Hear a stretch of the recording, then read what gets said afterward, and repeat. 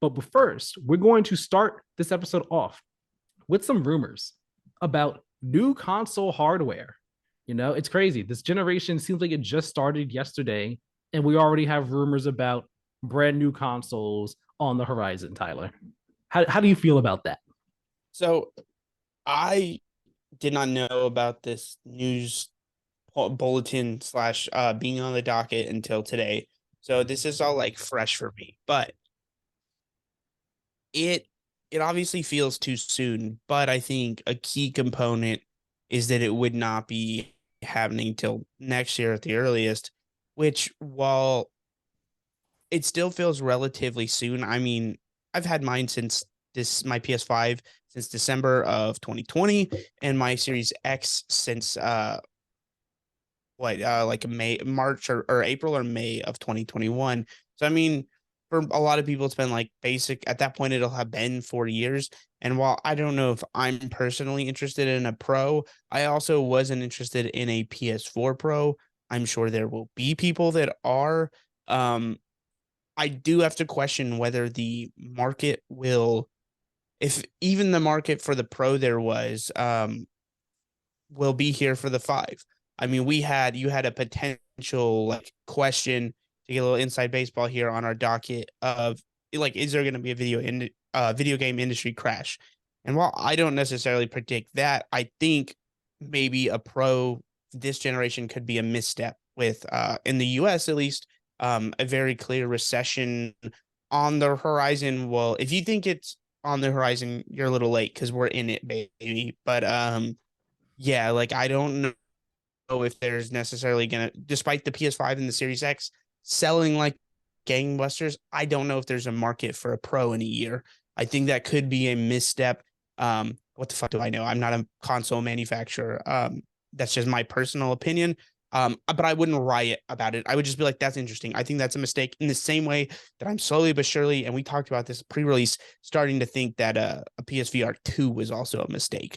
Because I've interestingly enough been like, I listen to the Jeff Gerstmann podcast most weeks, and he's kind of talked about despite being a VR enthusiast since the beginning, it just seems like the market is not there right now. And I'm kind of like slowly but surely being like 100% coming into alignment with that view as well of like, I don't know if the market's there, and I would kind of feel similarly about a Pro series of consoles.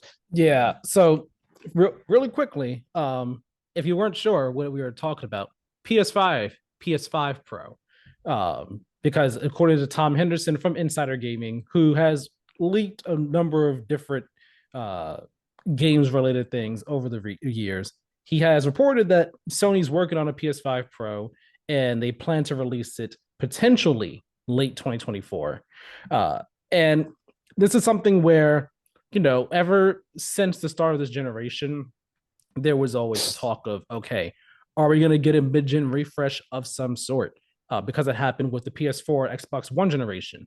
That started in 2013. 3 years in, we got the PS4 Pro, and then I believe 2017 we got the Xbox One X. So it was a question of, okay, are we going to get mid-gen refreshes this time?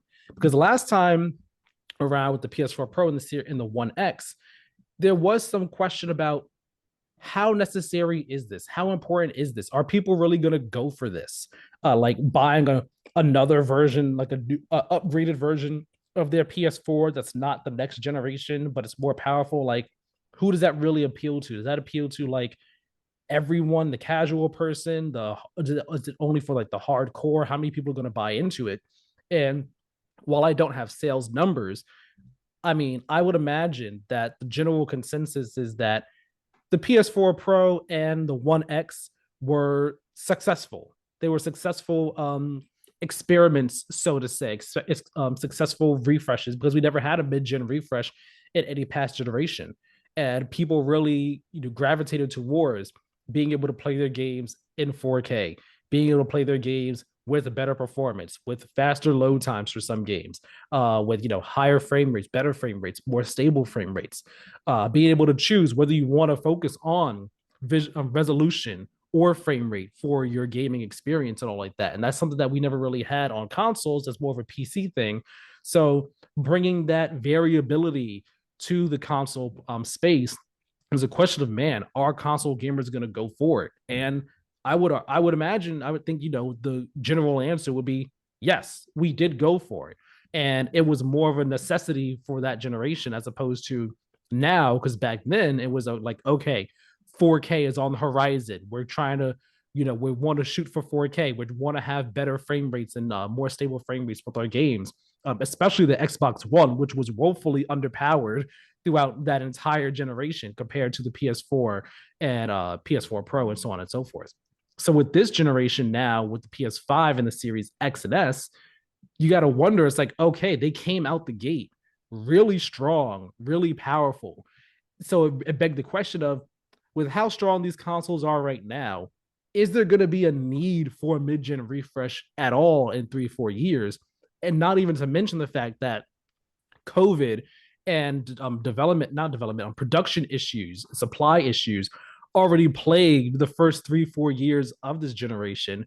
So it's not even like we've been able to really tap into the full power of the PS5 and the One X and the One S, because we're still kind of working with last gen games and all like that. We're still kind of hampered by last generation. We haven't been able to see what these consoles can really do yet. We're kind of still like just now starting off this next generation, so to speak. So with all that in mind, I'm like, I don't even know if a PS5 Pro or let's say Xbox mid-gen refresh as well is all that necessary. And I struggle to see what the big pull would be, what the big allure would be for a mid-gen refresh for these consoles. Again, considering how powerful they already are, like what would be the big pull? 8K, when 8K is still like still so far out, like still super niche of a thing. What's the big pull? Is it like 4K 60 guaranteed? Like that'd be nice, but I don't know if that'd be so important for so many people that you end up selling a whole lot of PS5 Pros or Xbox Series X version 2.0, whatever you want to call it. Uh, that's my take on it, but I'm sure like it would still be a nice thing that people would Yeah, get. I think the hardest sell would be to I think the hardest sell would be to developers. Like I don't think like 8K is 100% not fucking feasible for pretty much any developer right now. And the other one, like, sure, you can tell people, and the games that are like the 4K 60 frames per second guarantee would just be like upscaling for pretty much most games. Like I doubt any devs would, well, some devs, of course, if they're just like, you know, basically putting out hardcore PC standards for themselves anyways, would, quote unquote support it. But like most developers would just give what they're gonna give, and then that system would just upscale it. Yeah, it does. Like I Part of what I was saying, yeah, is definitely that it feels more redundant this console generation than it did last. And this is coming from someone who didn't buy a PS4 Pro, so I thought that one was redundant as well. But yeah, this one especially, like, because we've had so much PS4 support, and because of how, whether it was intentional or not, how late the transition was for a lot of people because of the lack of access of PS5s, and Xbox Series X's, even though that drought, it seems like, got filled quicker. And like, think about it from an Xbox standpoint, especially, if there were to be one, like, it has no actual exclusive games to this generation. Every fucking Xbox game you can play on either the Series X or the One X, even the One, right?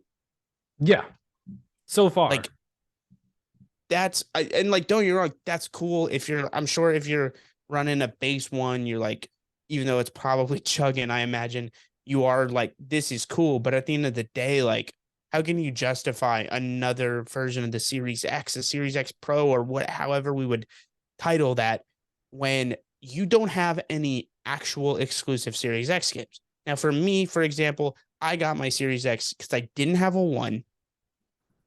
I guess I could have gotten a One X, but like, I didn't want to buy something and then feel the need to upgrade 2 years later, 3 years later. So for me, it was like, well, let's just, I've got the money right now. Well, actually, my girlfriend bought it for me, and then it was like, she was like, "Are you she was basically just like, yeah, I want to get you this one. I don't want you to get you the other one. So I was like, okay, cool. And it was like, should she even ask like, oh, should we just wait and get the One X? And I was like, no, if you're gonna do that, then it's fine. But she was like, okay, yeah. Because at the end of the day, I didn't want to be late, and have that. But I guess really looking back, it would have been fine to have a One X at this point. Yeah. Well, I mean, just to be clear, the Series X is going to be getting Series X and S are they're going to be getting their exclusive games starting this year. Redfall is the first one. After that, we got Starfield as an exclusive, not Is last Redfall gen. not on the regular one? If I'm correct, the answer is no. I'm pretty sure the answer is only Series S and X for Redfall. Starfield is only new gen. Uh, Forza, the next Forza is only new gen. I'm pretty sure starting this year, the rest of their games, with the exception of Minecraft Legends, I think Minecraft Legends is one and is last gen and new gen. But starting with Redfall, I believe Redfall is new gen exclusive. And also, if we want to be even more specific than that and give more credit, Flight Sim, Microsoft Flight Sim on console is only on Series S and X. It is not on Xbox One. If we want to give more credit, but I know Flight Sim is more of a very niche thing. It's not like the more mainstream game that people would go for. But that one is Yeah. there as a new gen exclusive for Xbox. Now, here's the real question. I would believe that maybe they phase out the base one, but would they risk maybe alienating people that have a 1X? Because, like, it seems like that drop off is a little bit is not nearly as significant. Like that seems like that was actually a relatively needed uh upgrade, whereas the Pro, it seems like from the PS4 Pro, from everything I remember seeing, was like not as significant. Well, I had a PS4 Pro, and I actually wasn't gonna get it. The only reason I got it was I got it in 2019 before Kingdom Hearts 3 came out, and I wasn't gonna get it. But my friend, she got a PS4 Pro for Kingdom Hearts 3, and she was like, "I mean, why not? Why not do it?" And I was just like, "You know what? You're right. Why not?" So I just traded in my PS4, my base PS4 for a PS4 Pro, and only paid like $200 extra because I had the extra cash lying around. Um, and like I enjoyed being able to play some games, at like a more solid frame rate, and or just like better load times and better resolutions of visuals. But I don't know if I have noticed it as much if I stuck with my base PS4. Uh, but yeah, I mean, like you said, the Xbox One to Series X was definitely more needed and a bigger jump than the PS4 to PS4 Pro. Uh, so it does become a thing in this generation of, as you said, the redundancy of everything. Is the what upgrades will or benefits will these pro systems have in comparison to the ones that we already have now?